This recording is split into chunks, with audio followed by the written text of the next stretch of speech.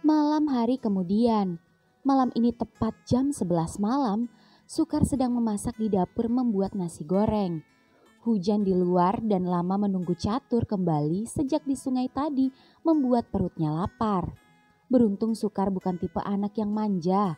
Sejak dari kuliah dan lulus, dia terbiasa mandiri. Jadi tak kaget jika jauh dari orang tua. Sukar mulai menumis bumbu-bumbu juga potongan bakso dan sosis. Juga telur yang diorak-arik. Kemudian memasukkan nasi dan memberinya kecap dan saus juga penyedap rasa. Kemudian mengaduk-aduknya. Dan ketika sedang mengaduk-aduk nasi, suara nyanyian Catur terdengar. Sukar pun senang. Kadung wis sing ngono ning ati buru kerasa gawe piaten son keseksa urip tanpa riko sun liliakno riko menyang sun liliakno pari biasane riko ilyang karya pot sun rasakno sampai kangelan sun lalekno siji rasa hangson kowo ya mung welas kanggo riko tanpa ison sadyari tekan riko kaya nyoto tanpa ison sadyari kadang riko ya wis sing ana kadang gondo kembyang wangi kadang tekono ring ngimpi yang artinya jika terlanjur tak ada di hati baru kerasa buat batinku tersiksa hidup tanpa kamu ku relakan kamu pergi ku relakan ibarat saja kamu hilang sangat berat ku rasakan sampai sulit ku lupakan satu rasa yang ku bawa ya cuma cinta untuk kamu tanpa aku sadari kedatanganmu seperti nyata tanpa aku sadari jika kamu sudah tak ada kadang bau bunga wangi kadang datang dalam mimpi. Dan ketika Catur selesai bernyanyi, selesai juga Sukar memasak. Sukar meletakkan nasi goreng di piring. Sukar juga berniat makan satu piring nasi goreng berdua bersama Catur. Semoga saja Catur suka dan mau membuka mulutnya. Dengan membawa sepiring nasi goreng dan satu gelas air putih, Sukar menghampiri Catur di depan. Dan begitu sampai depan, Sukar terkejut ketika melihat Catur basah semua. Ya ampun Tur, basah semua. Kamu harus mandi lagi dan ganti baju. Ayo. Sukar seketika meletakkan piring dan gelasnya, lalu menarik Catur dan membawanya ke kamar mandi. Beruntung Catur menurut dan tak sedikit pun melawan dan terlihat takut pada Sukar. Setelah sampai kamar mandi, Sukar melucuti pakaian Catur. Lagi-lagi Sukar dapat melihat batang layu namun besar yang sedang mengkerut kedinginan itu. Sukar mengguyur Catur.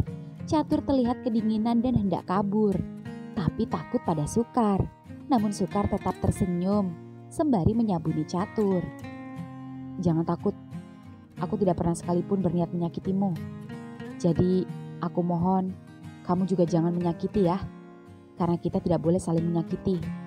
Tapi harusnya saling menyayangi. Mengerti? Bukannya ditanya ngerti, namanya orang gila, Catur malah tertawa-tawa seperti anak kecil. Mainan busa dan gelembung-gelembung yang muncul. Karena takut keburu masuk angin, Sukar kembali mengguyur Catur. Sehingga Catur sedih, gelembung-gelembung itu hilang. Wajahnya terlihat ngambek, tapi tak lama tertawa-tawa lagi. Dan melihat tawa Catur, Sukar khawatir. Tawa Catur seketika hilang saat sadar nanti. Semoga saat sadar nanti Catur mau menerimanya dan tak membencinya karena dia orang asing. Sukar bernyanyi sembari membawa Catur ke kamarnya untuk ganti baju. Nyanyian using itu Sukar spesialkan untuk Catur si ODGJ tampan. Umpama sira kembyang mekaro ana ring taman, wangiya sira kembyang arum enak disawang. Kembyange ati iki son rumyat lan son pageri, ojo duwe sifat sombong angkuh karo kancane. Mekaro wangiya son puja sira kembyang, jejeka langkaira madhep nang pangeran. Dadiya sira kembyang ring antarane kembyang, masih akeh kembyang tapi wangine liya. Yang artinya seumpama engkau bunga, mekarlah ada di taman, harumlah engkau bunga, harum enak dipandang. Bunganya hati ini ku rawat dan ku pagari, jangan punya sifat sombong angku dengan temannya. Mekarlah, harumlah, ku puja engkau bunga, tegaklah langkah engkau menghadap pada Tuhan. Jadilah engkau bunga di antara para bunga, meskipun engkau bunga tapi harumnya beda. Mendengar Sukar menyanyi, tawa Catur berubah jadi senyum-senyum sendiri, seperti senyum salting dan jatuh cinta. Catur malu-malu sendiri saat Sukar memakaikan baju. Bahkan tatapan matanya seperti malu-malu melirik Sukar. Sukar terus tersenyum pada Catur. Makna lagu Kembang itu ia tujukan pada Catur, agar ketika Catur sadar nanti, Catur tak lupa dan tak sombong pada Sukar yang selama ini merawatnya bagai kembang atau bunga. Tapi Sukar tak berharap banyak. Sukar ikhlas dan dengan senang hati merawat dan mengurus Catur. Bisa sembuh dari sakitnya saja, Sukar sudah senang. Catur pun sekarang rapi. Sukar mengelap rambut basahnya dengan handuk. Dan begitu kering, Sukar menyisirnya dan mengoleskan krim wajah di wajah Catur. Wajah Catur terlihat tampan. Tur, sekarang makan dulu ya. Pasti kamu lapar ya? Dari tadi keliling gak jelas. Ayo, kita duduk-duduk santai di depan. Ucap Sukar menuntun Catur yang masih senyum-senyum malu-malu berjalan ke depan. Hujan masih turun namun masih rintik-rintik. Sukar dan Catur duduk di amben. Nasi goreng Sukar masih hangat. Sukar mencoba menyuapi Catur. Awalnya Catur sedikit melet-melet saat ujung sendok berisi nasi goreng itu masuk ke mulutnya. Namun begitu dia mengunyahnya, Catur terdiam dan menatap piring nasgor di tangan Sukar. Lalu, set, Catur tiba-tiba merebut piring nasgor dari tangan Sukar. Tur, mau apa? Jangan, nanti tumpah. Jangan, kamu pasti mau banting piring ini ya? Ya kan? Aku gak akan ngebiarin. Piring di tangan Sukar berhasil direbut oleh Catur dan Catur tiba-tiba menyendokkan nasi, lalu tak disangka-sangka dia menyuapi Sukar yang membuat Sukar melongo. "Buka lamberiko, buka sengombo, ison duliang, buka bibirmu, buka yang lebar, aku suapin," ucap Catur berbahasa Osing yang Sukar sedikit mengerti. "Oke, aku makan." "Ah, enak tau Sing, riko using awan, using bengai, kari demen karo sego goreng." "Enak gak? Kamu gak siang gak malam, seneng banget sama nasi goreng." Catur berbicara dengan Sukar seolah seperti orang waras saja. Sebenarnya apa yang ada di pikiran Catur saat ini? Apa dia berpikiran sedang menyuapi Cokro? Mengapa dia bilang, "Gak siang, gak malam, kamu senang sekali nasi goreng"? Apa Cokro begitu senang dengan nasi goreng? Dan apa Catur selalu menyuapi Cokro setiap makan? Jika iya, alangkah romantisnya Catur ketika dia masih waras dulu. Pria yang sangat manis dan penuh kasih sayang. Cokro sangat beruntung semasa hidupnya mendapatkan Catur. Hanya saja nasib yang membuatnya kurang beruntung. Sukar hanya bisa berdoa semoga Cokro diampuni segala dosanya dan diterima di sisinya. Catur terus berbicara sendiri, sembari terus menyuapi Sukar dan menyuapi dirinya sendiri. Sukar senang, itu artinya Sukar tak repot-repot menyuapi Catur. Bahkan tingkah lucu Catur yang diam-diam mencubit pipi Sukar itu membuat Sukar jadi salting.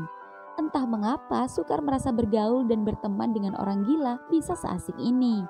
Sukar lama-lama semakin merasa nyaman dan terbiasa dengan Catur. Mungkin saat ini di mata Catur, Sukar adalah Cokro. Namun ketika waras nanti, semoga Catur bisa memperlakukannya sama dengan apa yang dilakukannya pada Cokro, tapi dengan situasi dan orang yang berbeda. Ya, semakin lama Sukar merasakan semakin sayang pada Catur. Sukar berjanji Sukar akan merawat Catur sampai Catur benar-benar sembuh dari sakit jiwanya dan bisa normal lagi. Nasi goreng di piring pun habis dan tanpa perlu repot-repot, Catur mengambil air putih di gelas dan meminumnya sendiri. Namun entah mengapa saat air itu habis dia terlihat sedih. "Kenapa Tur?" "Ison kuryang, ison sing lego nek guru ngombe segoro." "Aku kurang, aku gak lega kalau belum minum lautan." "Kamu ada-ada aja. Ayo masuk di dalam saja. Mulai sekarang kamu jangan keluyuran malam-malam. Mulai sekarang kamu diem di rumah ya sama aku. Ayo ke kamar. Kamu di kamar dulu ya. Aku mau bikin teh dan cuci piring dulu. Dan ingat, jangan nakal." Catur pun ditinggal Sukar ke dapur. Dan ketika di dalam kamar, Catur terkejut saat melihat lukisan Sukar. Kepalanya tiba-tiba sakit, lalu naik ke ranjang dan bersembunyi di pojokan ketakutan, sembari menutupi wajahnya dengan bantal. Sembari sesekali mengintip lukisan Sukar, apalagi ketika melihat lukisan yang terdapat gambar Cokro menggelantung di pohon bambu. Air matanya berlinang, lagi-lagi dia menyanyikan sebuah lagu. "Gotong-gotongan teko ambulian, awak riko hang jero puntilan, rasane ati kari sing tahan, nyawang riko isun tangisan.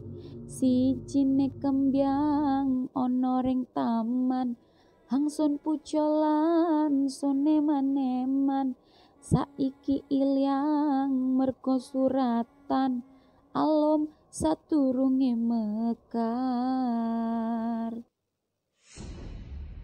Dan di saat Sukar mencuci piring, Sukar seketika mendengarkan suara Catur yang menggema, namun terdengar sesegukan.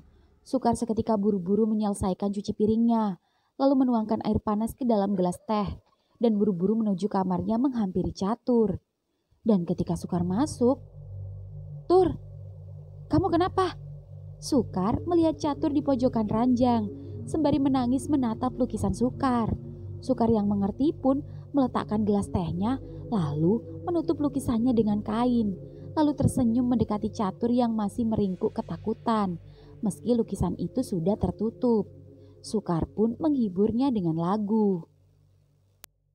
Nabur uyah ning segara sing ana artine paran-paran padha kaya nglapur langit manasi geni ya sing ana lekas putuse wis Uwes tinggo paran ngrakeni manuk miber nong kene ison duwe sekudang welas duwe sekudang ase tinggo paran make eling liyane,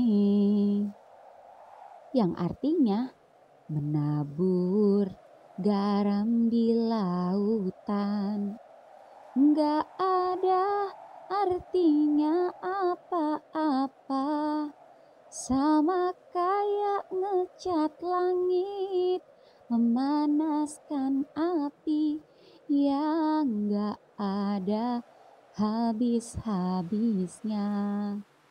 Ya udah, buat apa ngeladenin burung terbang? Di sini aku punya segudang cinta, punya segudang kasih. Buat apa masih inget yang lain? Seketika Catur tiba-tiba berbalik dan memeluk Sukar erat-erat yang membuat Sukar terkejut. Namun Sukar mencoba tenang dan juga menenangkan Catur. Catur, tenang. Eneng isun rengkene sing paran-paran. Catur, tenang, ada aku di sini. Gak apa-apa. Sukar hendak meminum teh hangatnya, namun Catur tak melepaskannya begitu saja. Pelukannya terasa erat, sehingga Sukar mau tak mau pasrah. Waktu menunjukkan pukul 12 malam. Angin tiba-tiba kencang, sampai pintu jendela yang belum tertutup itu bergerak-gerak. Sukar hendak menutup, namun Catur masih mengunci tubuhnya. Sukar pun hanya bisa mematikan lampu di samping, lalu tidur berpelukan bersama Catur. Di tempat lain, acara hajatan baru saja usai, dan malam ini juga 4 sekawan yaitu Salim, Wasis, dan juga Widi sedang di atas truk bersama personil yang lain dan sedang dalam perjalanan pulang ke desa sendiri. Di sepanjang perjalanan, Salim heran melihat Kang Wasis dan Kang Widi saling diam, terutama Kang Widi, karena biasanya Kang Widi berisik dan suka godain Kang Wasis. Kang Widi duduk di pojokan bermain HP. Kang, apuwo Kang Widi? Kang, kenapa Kang Widi? Miak nih biarin aja. Kang, kalau menurutku, Kang Widi suka sama Kang Wasis. Kamu dari kemarinan nuduh kayak gitu terus. Dia itu bukan suka, tapi iri. Karena aku gampang akrab sama cewek-cewek dan gampang naklukin cewek. Sedangkan dia, ya gak ada cewek yang mau. Lah, kamu tahu sendiri gimana ada cewek yang mau. Orang dia gak berani maju, pengecut. Diem aja. Yo mergo iku Kang, lari ini sing tau nyedek-nyedek lari wadon. Mergo demen yang Riko. Ya karena itu Kang, anaknya gak pernah deketin cewek. Ya karena suka sama kamu. Aku gak yakin. Tapi kalau emang benar, aku mau tanya sama dia sendiri. Habis ini aku mau ngetes dia. Aku ada rencana. Rencana paran Kang. Rencana apa Kang? Adalah, kalau memang dia merespon, itu artinya dia suka sama aku. Terus kalau misalkan Kang Widi beneran suka gimana? Ya aku tolak lah. Aku kan masih suka cewek. Bieh, kok aku jadi kasihan ya sama Kang Widi? Kok kamu malah belain dia? Kamu dukung aku sama dia? Bukan dukung, cuman kasihan aja. Berkaca dari kejadian Catur sama Cokro. Maksud Riko? Maksudku, aku takut Kang Widi patah hati, terus bunuh diri kayak Cokro. Apalagi kalian berdua itu sudah dekat sejak lama. Lim, ojo meden-medeni Riko. Lim, jangan nakut-nakutin kamu. Sing medeni, cuma ngelengke, bukan nakutin, cuma ngingetin. Terus kalau aku gak suka sama laki-laki, masa mau dipaksa? Iya juga sih. Terus harus gimana dong? Kok kamu yang bingung? Ya karena aku teman kalian dan biasa lihat kalian akrab. Tapi belakangan ini kalian gak asik lagi. Ibarat lagu Isun yoro sing kepengen koyo bianyulan lengo hang isun karepi koyo lintang lan ulan bisa keloronan sampai mandeke jaman lir pedote bianyu. Isun yo sing kepengen koyo bianyu lan lengo. Aku juga gak kepengen kayak air dan minyak. Tapi gak juga kayak bulan dan bintang. Aku cuma mau Widi kayak dulu, biasa aja, temenan sewajarnya. Gak ada apa-apa. Kok sekarang malah ada-ada aja kelakuannya. Pakai suka segala. Kenapa harus aku? Kenapa gak ke kamu aja? Ih, using Kang. Emong Isun. Ih, enggak Kang, gak mau aku. Nah, Riko biain sing gelem. Nah, kamu aja gak mau. Yo tapi lebih pantis demen yang Riko ketimbang Isun. Mergo Riko wis suwe keloronan bebiarengan ket bengene. Ya tapi lebih pantas suka sama kamu ketimbang aku.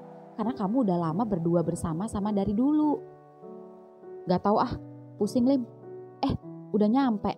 Habis ini aku anterin kamu dulu ya. Setelah itu aku langsung ke rumah Widi. Ayo Kang, wis jam 1. Ayo Kang, udah jam 1 malam. Wid, Riko meneng rengkene. Isun tangan terke Salim balik sulung. Jawab Widi hanya mengangguk dan Wasis mengantarkan Salim pulang. Dan ketika menunggu Wasis kembali, Widi membantu yang lain menurunkan alat-alat musik dan memasukkannya ke sanggar. Dan ketika selesai, di saat yang lain masih begadang ngobrol di dalam, Widi sendiri menunggu Wasis di depan. Entah kenapa, Widi merasa sedikit bersalah pada Wasis karena telah mencuekin. Apalagi Widi tipe yang tak pandai menyembunyikan apa yang ia rasakan. Dan itulah kekurangannya, termasuk ketertarikannya pada sahabatnya sendiri yang tak bisa ia sembunyikan. Sudah lama ia menyukai Wasis, bahkan jauh sebelum Catur dan Cokro memiliki hubungan. Namun, karena mendengar respon Wasis yang kurang bisa menerima saat mengetahui hubungan Catur dan Cokro, Widi tak berani menunjukkan rasa sukanya dan lebih memilih memendam perasaannya.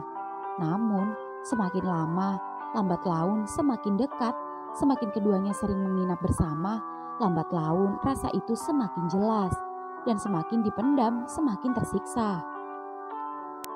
Widi sangat ingin sekali mengungkapkannya, meski sudah tahu akan jawaban Wasis kepadanya, namun setidaknya jika dia mengatakannya dia akan lega. Namun Widi harus siap kehilangan seorang sahabat jika Wasis tiba-tiba saja membencinya. Ya, lebih baik dilepaskan daripada dipendam, lambat laun jadi penyakit. Motor Wasis pun datang.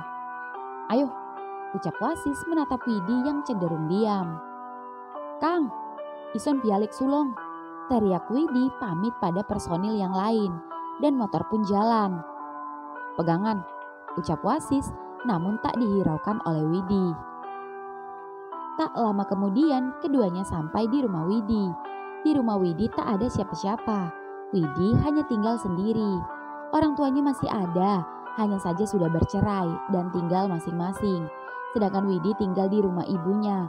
Namun ibunya juga tinggal bersama bapak sambung dan adik tirinya di kampung sebelah. Riko langsung balik biain. Kamu langsung pulang aja. Apuwoh. Isun sing oleh maning inep ring kene. Riko apuwoh tah. Salaparan Isun yang Riko.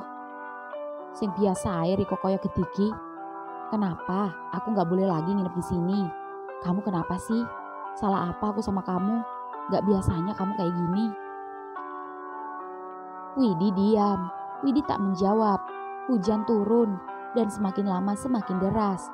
Wasis mulai kebasahan. Namun Widi masih tetap diam. Kesal diabaikan, Wasis memutuskan untuk pulang. Ya wes, Ison bialik biain. Ya udah, aku pulang aja. Ya udah boleh. Wasis tersenyum, lalu memasukkan motornya dan kemudian keduanya masuk ke rumah dan langsung menuju ke kamar. "Aku mandi duluan ya," ucap Wasis pada Widi. "Kamu mau kopi nggak?" "Jangan kopi, teh aja deh." "Ya udah, mandi dulu sana, cari sendiri bajumu yang ada di lemari." "Iya," ucap Wasis membuka lemari pakaian Widi dan mencari bajunya sendiri. Rumah Widi adalah rumah kedua bagi Wasis, karena keduanya sering menginap bersama. Begitu juga rumah Wasis sudah seperti rumah Widi. Hanya saja Wasis yang lebih sering menginap di rumah Widi, karena tak berisik dan lebih tenang. Wasis pun mengambil handuknya sendiri yang ditinggalkan di rumah Widi, lalu kemudian masuk ke kamar mandi. Sedangkan Widi sendiri ternyata sudah mandi di kamar mandi satunya. Dan sekarang masuk ke kamar sembari membawa 2 gelas teh. Dan tak lama kemudian Wasis keluar dari kamar mandi dengan memakai kolor saja. "Loh, kamu udah mandi, Wid?" "Udah di luar. Tuh tehnya minum mumpung masih hangat." "Yah, kesuwun. Kamu lagi ngapain?" "Ini lagi buka amplop bayaran tanggapan." "Ya kan paling 500.000. "Iya, aku mau cek tadi mana seragamku. Tadi ada orang nyawer, dapat berapa ya?" "Sama, aku juga dapat. Coba hitung, kamu dulu." "Ini di amplop biasa 500. Ini dapat sawer 100, 200, 250. Alhamdulillah yang nyawer banyak. Apalagi penyanyinya ya. Mau aku masukin celengan 500.000 hasil tanggapan malam ini. Yang dari nyawer pakai kebutuhan biar cepat bisa beli motor baru. Biar gak numpang terus sama kamu," ucap Widi memasukkan uang hasil manggungnya ke dalam celengan plastik. "Punyaku juga 250, sama aja. Tukang tabu dapat sama rata. Sini celenganmu." "Set," ucap Wasis merampas celengan di tangan Widi. "Mau ngapain?" "Set, hasil saweranku buat kamu aja." "Jangan." "Udah kadung masuk." "Tapi apuwoh, Riko kek noisun. Riko sing butuh peces tah. Tapi kenapa kamu kasih aku? Kamu gak butuh duit kah?" "Ya butuh, tapi saat ini kamu yang lebih membutuhkannya. Ambil aja." "Enggak nih ambil aja. Ini duitku yang 250, pas ya." Set, Wasis mengambil uang Widi dan malah memasukkannya lagi ke celengan. "Masuk." Kok kamu masukin? Aku gak megang duit dong. Mana beras habis, besok paketan habis. Apa aku pakai belanja? Nunggu tanggapan lagi masih gak tentu." "Habisnya ngeyel sih. Biarin aja, biar cepet beli motornya. Anggap aja itu uang aku numpang makan dan numpang tidur sama kamu. Sama ini, numpang ngopi dan ngeteh." Seruput. "Aku ikhlas kamu makan tidur di sini. Aku malah tiap hari numpang motormu." "Udah, gak usah dibahas. Kita kan temen, kita harus saling bantu satu sama lain. Dan saat ini kamu lebih membutuhkan. Ambil aja, gak apa-apa kok. Aku masih megang uang. Nanti kalau dapat saweran lagi, aku bantuin nabung lagi." Gak usah, jangan. Kamu pegang aja sendiri. Santai aja kali, Wid. Hitung-hitung aku kayak bayar hotel aja daripada tidur di hotel. Tapi gak tahu kenapa lebih nyaman tidur di kamarmu. Di rumahku sendiri aja aku gak kerasan, gak betah." "Ya udah, kesuwun yo." "Ya sudah, ayo tidur." "Iya." Widi menghabiskan tehnya, lalu keduanya pun rebahan bersama. Widi terlentang dan Wasis menyamping menatap Widi dengan tatapan penasaran. Apa benar apa yang dikatakan Salim jika Widi menyukainya? Pasalnya selama ini tak ada yang mencurigakan dari Widi. Bahkan sudah lama keduanya tidur bersama, tapi tak ada gerak-gerik yang menunjukkan Widi menyukai Wasis. Widi juga tak pernah sekalipun kurang ajar kepadanya. Tapi kenapa belakangan ini sikapnya aneh? Ya, Wasis mencoba menguji Widi. "Wid, paran. Riko apuwoh, kamu kenapa? Sing paran-paran, gak apa-apa, jo ngapusi. Pusing." "Yo wis, hang penting isun wis ngomong api-api nakoni. Ya udah, yang penting aku udah ngomong baik-baik nanyain." "Udah kita tidur yuk." "Dingin, gak bisa tidur. Kan udah pakai selimut, gak mempan. Terus?" "Riko Gelem tau sing meluk Isun. Kamu mau gak meluk aku? Hah? Apuwo? Lawas biareng turu keloronan, tapi Riko lan Isun sing tau pelukan. Kenapa? Lama bareng tidur bersama, tapi kamu sama aku gak pernah berpelukan. Oh sing ketigu. Isun, bukan begitu. Apuwo? Kadung Sun peluk, Riko sing biakalan meteng. Kenapa? Kalau ku peluk juga gak bakalan hamil. Oh sing meteng, tapi ngaceng. Bukan hamil, tapi ngaceng. Apuwo bisa ketigu. Kenapa bisa begitu? Iyo, mergo Isun lawas demen yang Riko. Iya, karena aku udah lama suka sama kamu. Wasis terkejut. Wasis benar-benar tak percaya. Ternyata benar apa yang dikatakan Salim. Dan sekarang kepalanya tiba-tiba pusing. Ingin sekali Wasis marah. Tapi entah mengapa, melihat wajah Widi yang serius menatapnya, ia tak tega. Tapi Wasis harus tegas, demi kebaikannya dan Widi sendiri. Wid, sepurane biain, Isun sing bisa. Isun sing demen lari lanang. Isun magi demen lari wadon. Mula Riko ojo ngarepaken Isun. Ojo loro ati, mergo Isun sing bisa welasi. Sepisan maning sepurane, Isun sing bisa nampa welas Riko. Wid, maaf ya, aku gak bisa. Aku gak suka laki-laki. Aku masih suka perempuan. Makanya kamu jangan mengharapkanku. Karena aku gak bisa mencintai. Sekali lagi maaf, aku gak bisa nerima cinta kamu. Sing paran-paran, hang penting Riko weruh jerone atine Isun. Gak apa-apa, yang penting kamu tahu dalamnya isi hatiku. Ucap Widi tidur membelakangi Wasis. Dan Wasis juga sama membelakangi Widi. Keduanya kini sama-sama saling membelakangi. Widi benar-benar patah hati. Ada kecewa namun juga merasa lega. Setidaknya Widi sudah jujur apa adanya. Mungkin setelah ini Widi akan menjaga jarak dengan Wasis. Agar semakin tak tersiksa jika dekat dengannya. Wid, Riko wis turu. Wid, kamu udah tidur? Widi tak menjawab. Widi tak mampu berkata-kata. Widi memilih diam, mengabaikan Wasis dan berpura-pura tidur.